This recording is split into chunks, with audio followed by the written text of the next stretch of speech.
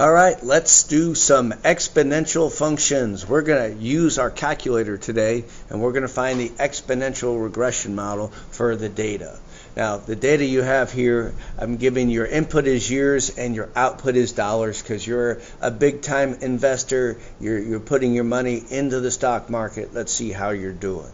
So, to do the regression. Now, regression is something you're going to use a calculator or a computer for. So you guys are going to use a calculator. So let's get out the old TI.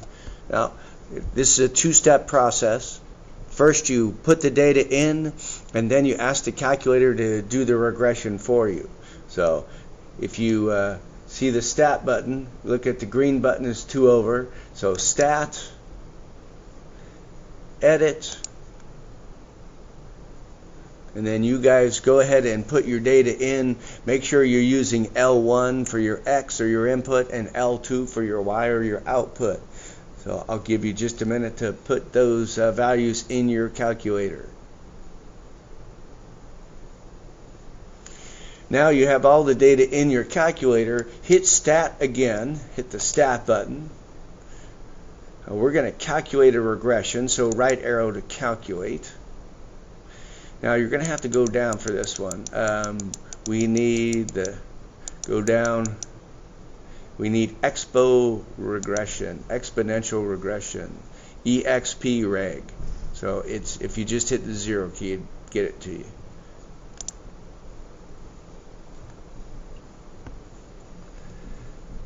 So we don't want to change any of this. Let's just keep hitting enter.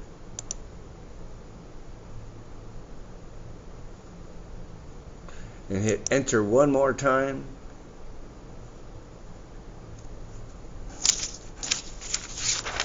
Sorry, my calculator's lagging a little bit. So now this is your model. The model is the y equals.